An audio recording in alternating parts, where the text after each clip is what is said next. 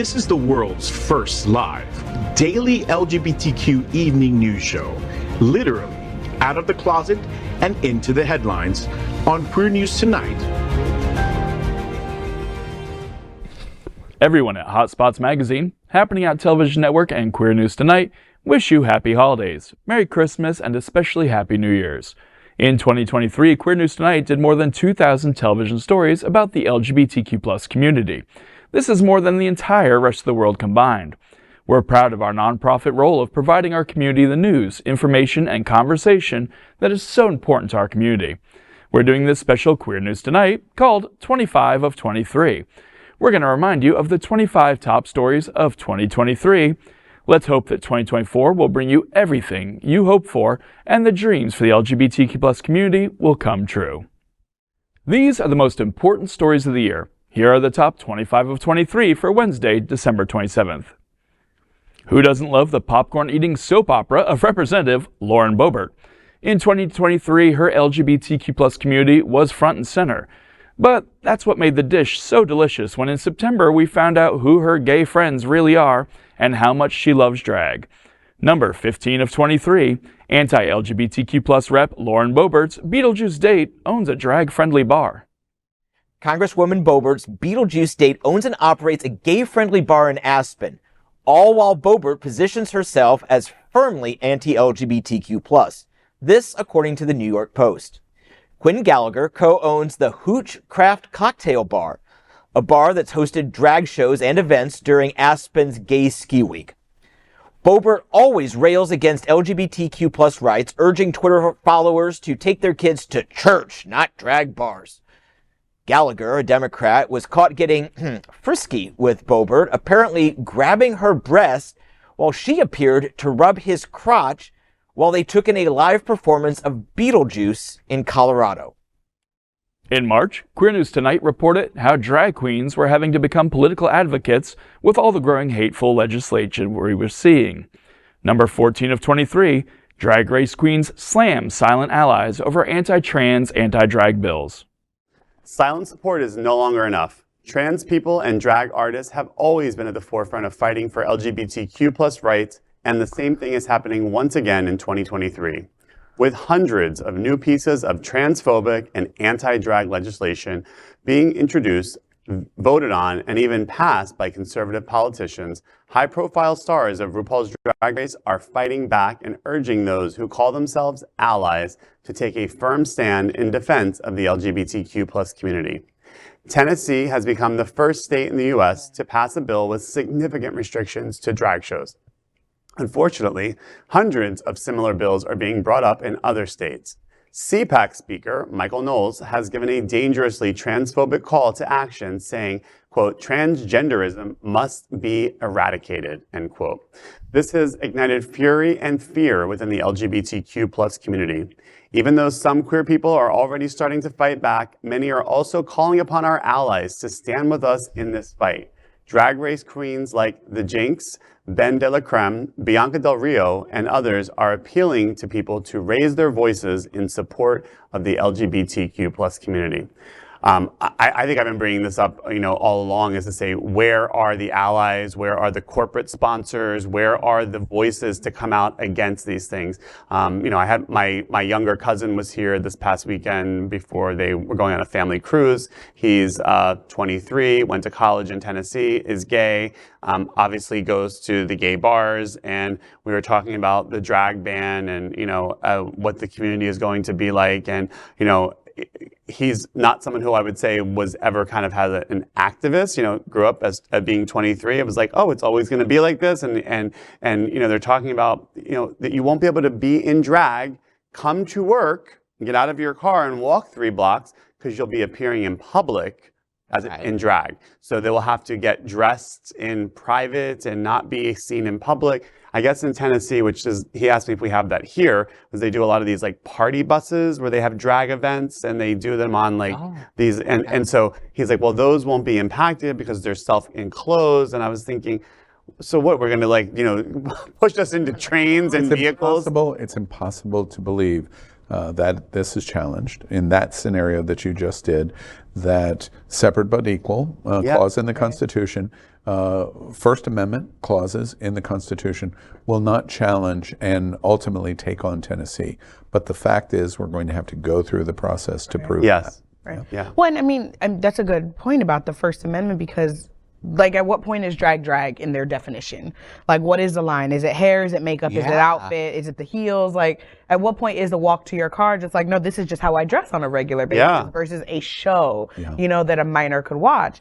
But it also makes me think of Florida. Right now, we're in a super majority, so they can waive the rules and pretty much do whatever they want. But what does that look like if they see this happen in Tennessee?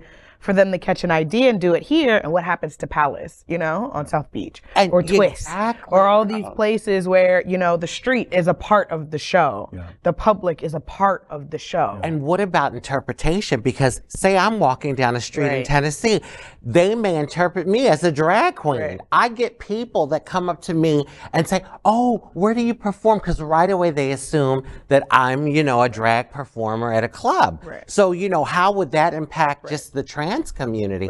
And this thing about, you know, this attack on our community, the trans community and the drag community. The trans community, we're less than 1% of and the defenseless. The world It's population. Like, I mean, let's attack 3-year-old children. The trans community requires our defense. It just simply does.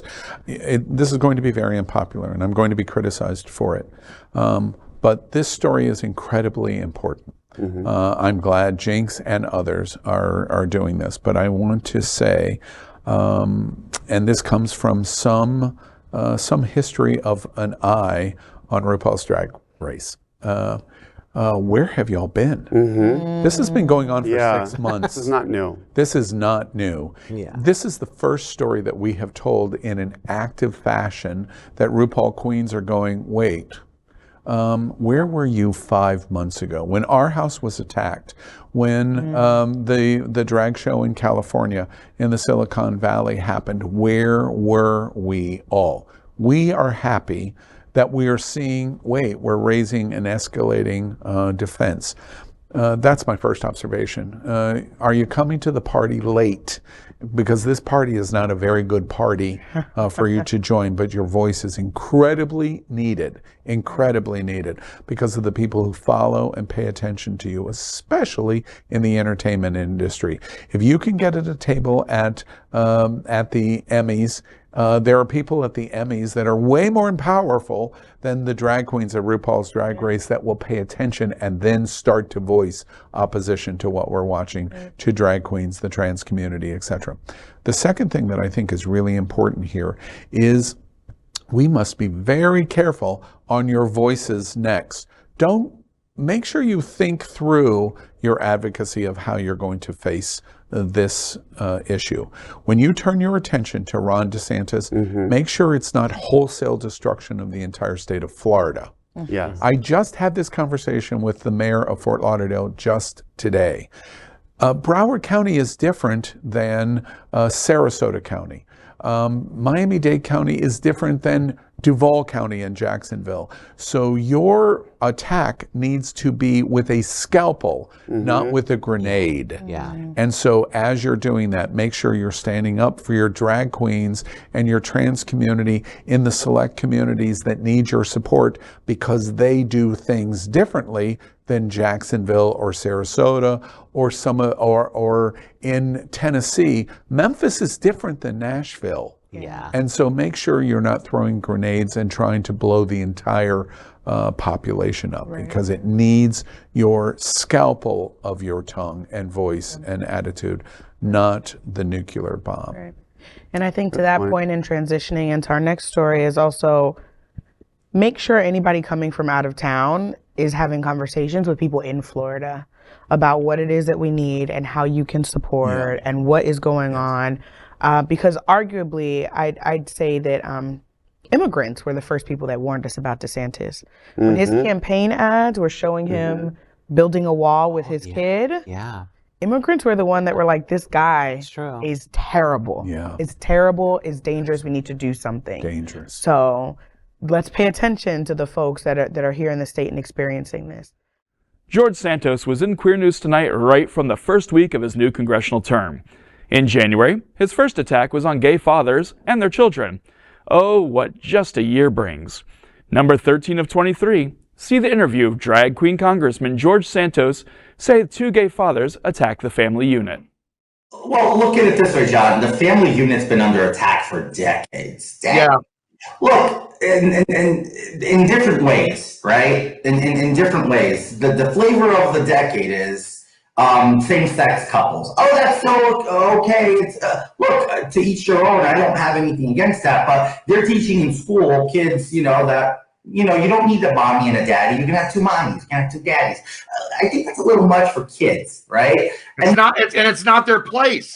And that's an attack on the family unit in the sense where they're just making excuses and reasoning to explain to kids why there's only one mommy or why there's only daddy, and there's no other person, that it's okay to be like that, that's your unique type family.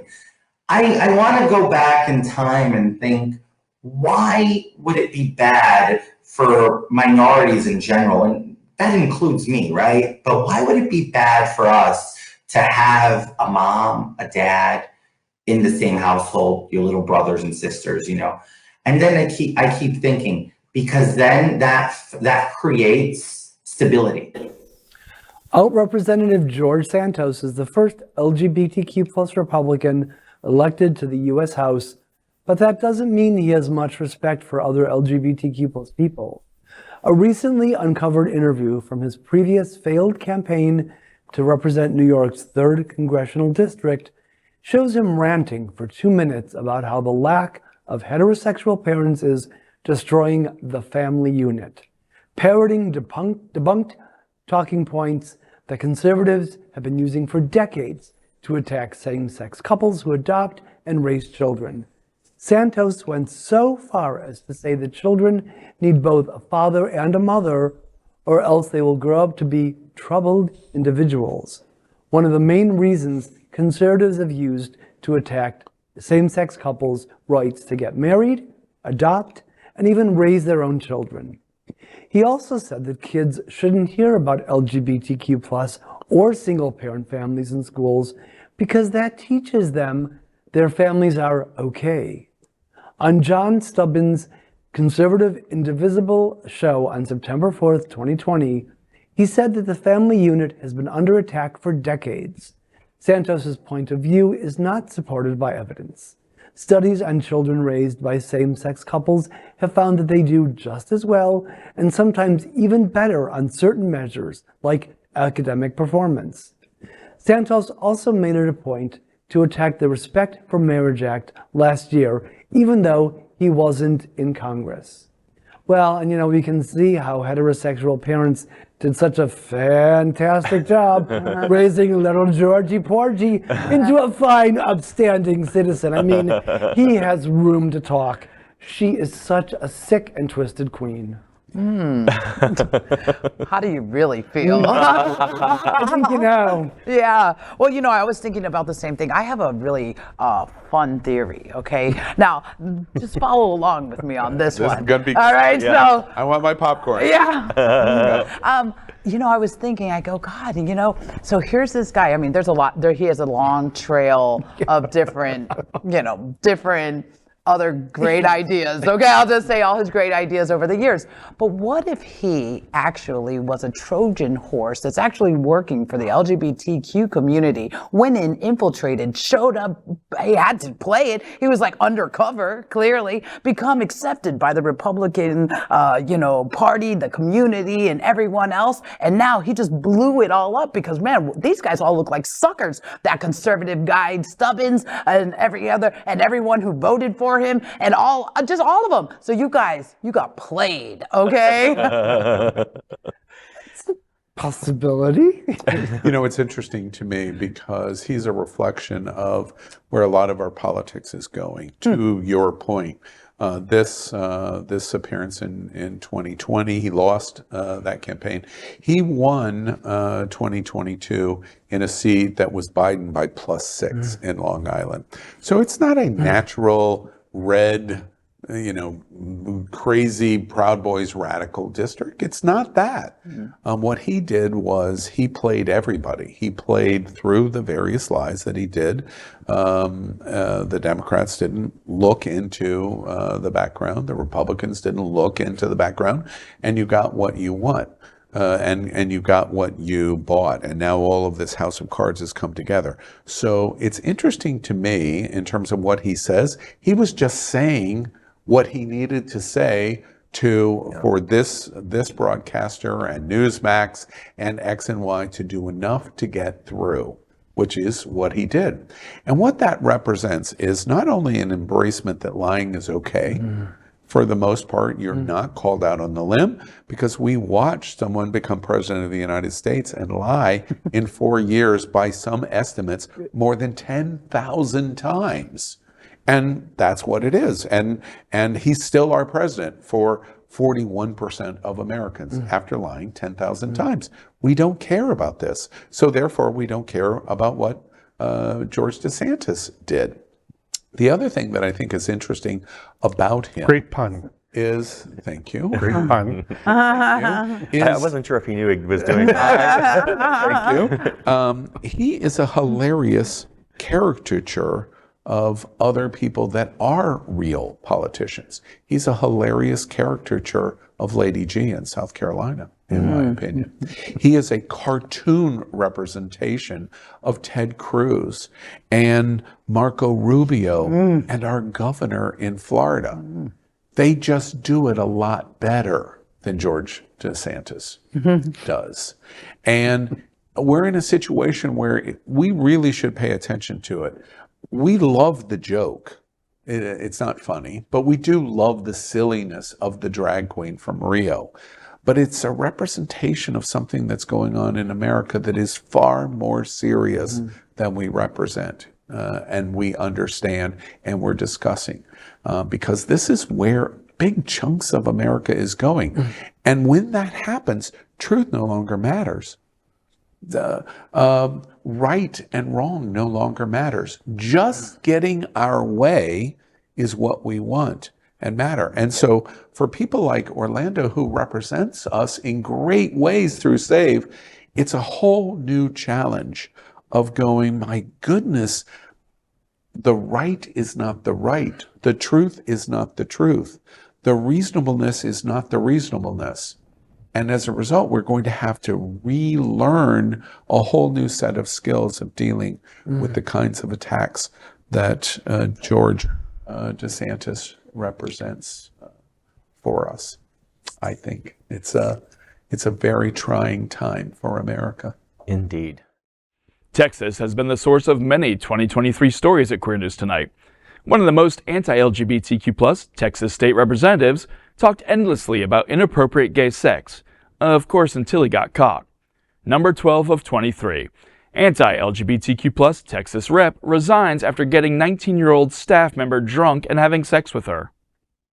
Texas Representative Brian Slatton resigned from office yesterday, 2 days after an investigation committee determined he violated multiple rules by providing alcohol to and having sexual intercourse with a 19-year-old member of his staff.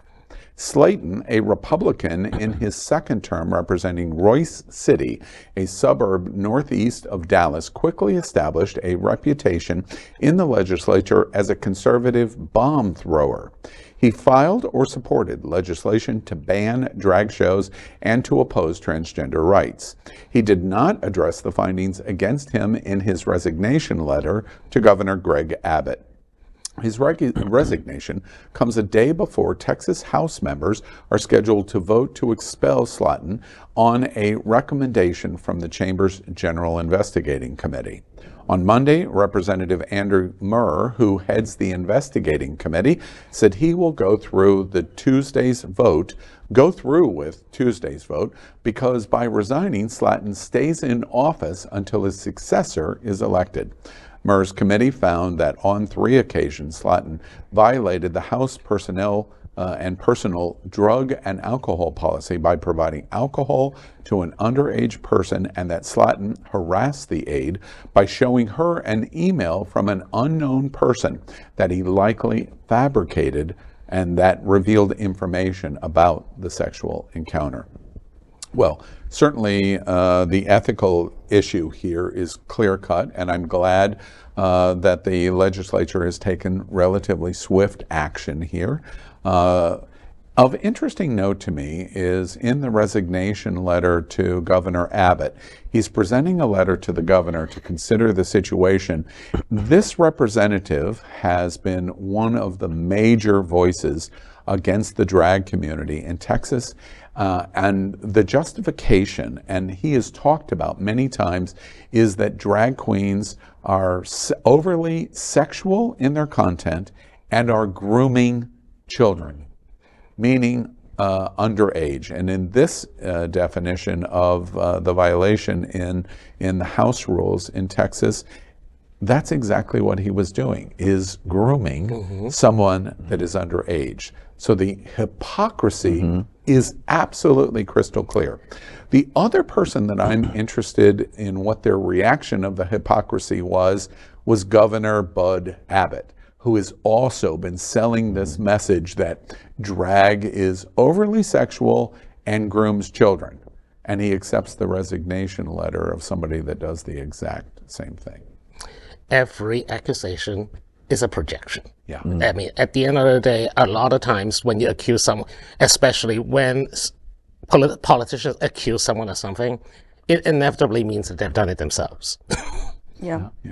I honestly think that not only are they accusing drag queens of this, they're accusing the LGBT community in general for being groomers and pedophiles, and you know, and it's funny because a lot of those people, those same people who say those things, are doing it behind closed doors in privacy. You know, and to your point, this argument has been made, I've heard through my entire life, of the Catholic Church, which is the issue of selling the idea, the Pope is getting closer, but historically, through history of my lifetime, the Catholic Church's opposition as sin of LGBT, and then the contradiction of all of the sexual violation going on into the church, which is exactly an example of the point that you just made. What always interests me is the people that hate.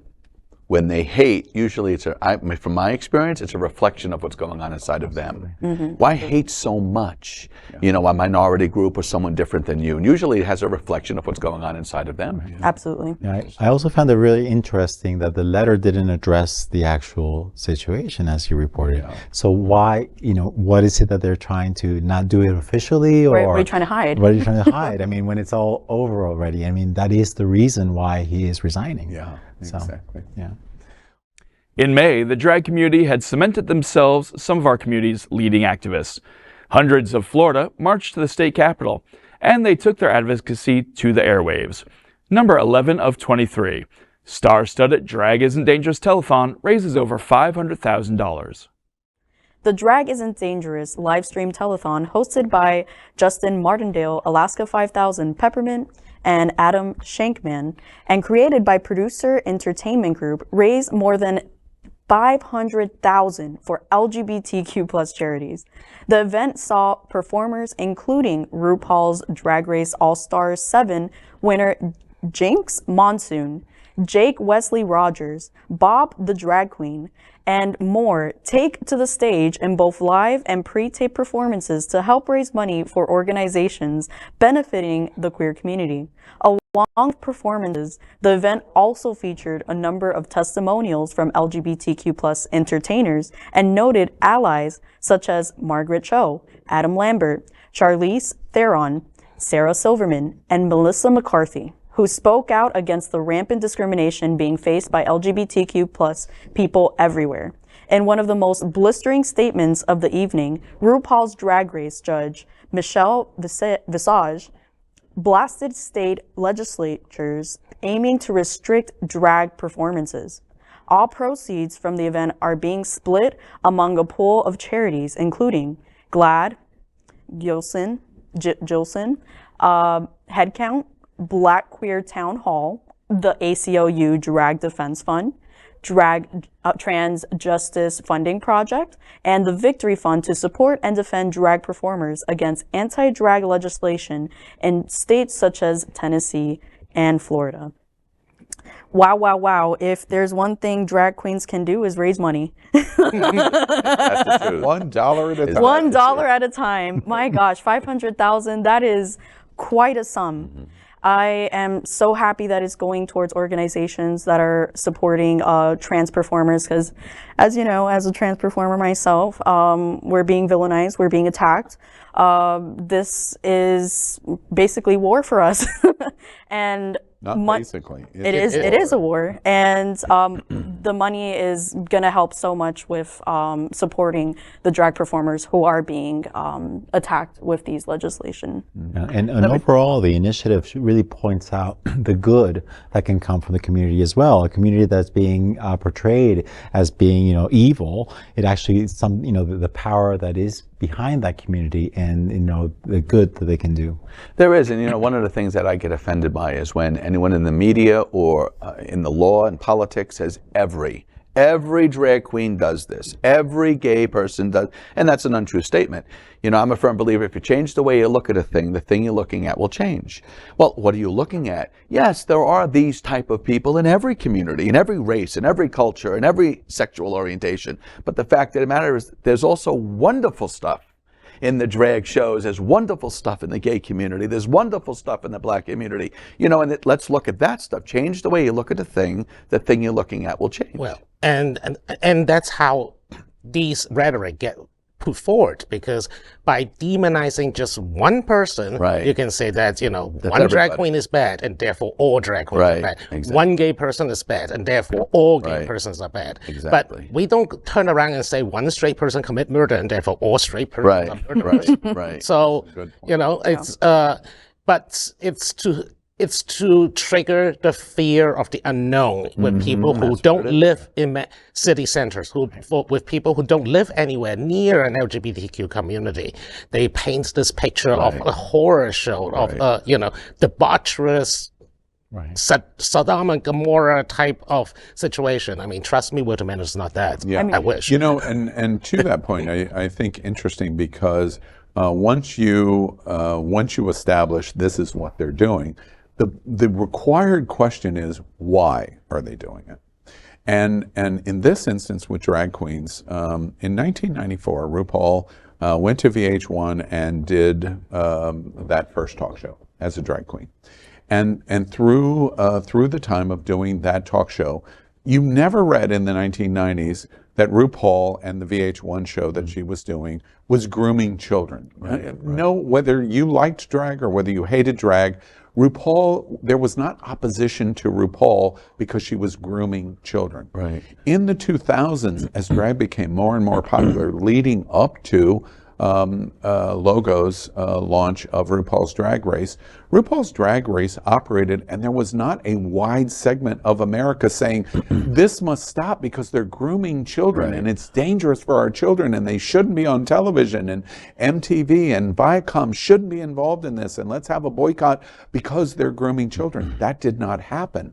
You might not have liked drag, or you might not have liked the LGBTQ community, but they did not make the connection to say you're grooming and destroying our children. Let me say, there is no connection. There really is no connection. I think what's happened in our society is the gay and lesbian youth and transgender youth are more comfortable to be more open and come out and share their orientation early. And I think society is getting scared of it. It's always been like that. It's just that back in the day, a gay man might not come out till he's 60, married with 2 kids. Now he can come out. So he lived his life living how he didn't want to. But today, because they're coming out so much earlier, I think there's a society fear of that. Well, what's causing that? Well, the drag queens must be forcing that on the kids. And it's not society. It's a small percentage that are doing it for power and money to hold on to control. That's what's causing the fear. One last thought before we move on. Bobby's got to jump in for the next story. I worked with RuPaul's Drag Race for a lot of years. 7 years I worked with RuPaul's Drag Race. I congratulate specifically at Producers Entertainment. I worked with him for years, David Charpentier, who runs a producer entertainment group, which was behind this event. And I specifically call out Jinx Monsoon, the winner of All Stars. RuPaul's Drag Race had the most successful season in 2022 in history, 22-23, which was All Stars season 7, and Jinx wins it. Jinx is evolutionary in terms of someone that goes on and represents the drag community spectacularly in entertainment in so many different ways. I congratulate Jinx because at the end of the day, Tennessee and Florida and Texas are not going to be able to sell to America that Jinx Monsoon is dangerous for children and that Jinx Monsoon is grooming children. They are not going to be able to sell this to America. And this was the starting point, which is why I congratulate World of Wonder and David Charpentier at Producers Entertainment, because they've drawn a line in the sand. Yes, congratulations on the $500,000, but far more important, they've drawn a line in the sand that says, we now are going to fight. And this is the start where entertainers, the LGBT community, but allies, we have tons and tons of allies that are going to say, we're not going to accept this, and Tennessee and Florida and Texas are not going to be able to sell this to America, and now we're going to fight. And that's why this story, I think, is so important. With consistently warm weather, Greater Fort Lauderdale is a year-round destination with beaches to suit every style. If you want a calm and relaxing beach day, visit one of the local favorites like Dania Beach or Hillsborough Beach. Find thrilling adventures at Pompano Beach or Lauderdale by the Sea, where you can enjoy snorkeling or diving through wrecks and reefs. Hang out where the boys are, on Sebastian Beach, or find something on the livelier side with the slew of restaurants, bars, and live entertainment for Lauderdale and Wilton Manors. And Hollywood beaches have for places to go. Visit Lauderdale everywhere under the sun.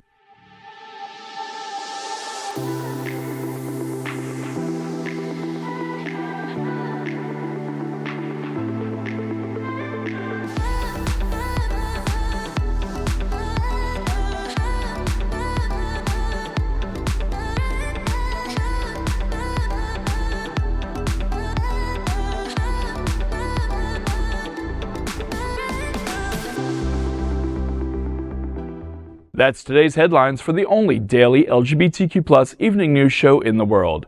At the end of the year, we express gratitude. At Hotspots Magazine and Happening Out Television Network, we express that gratitude.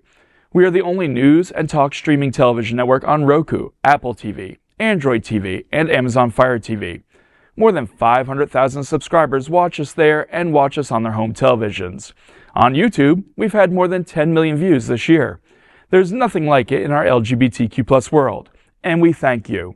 Enjoy your holidays, and we turn our attention to 2024 and all the stories about you, our LGBTQ+ community, that we're going to bring to the world. Good night.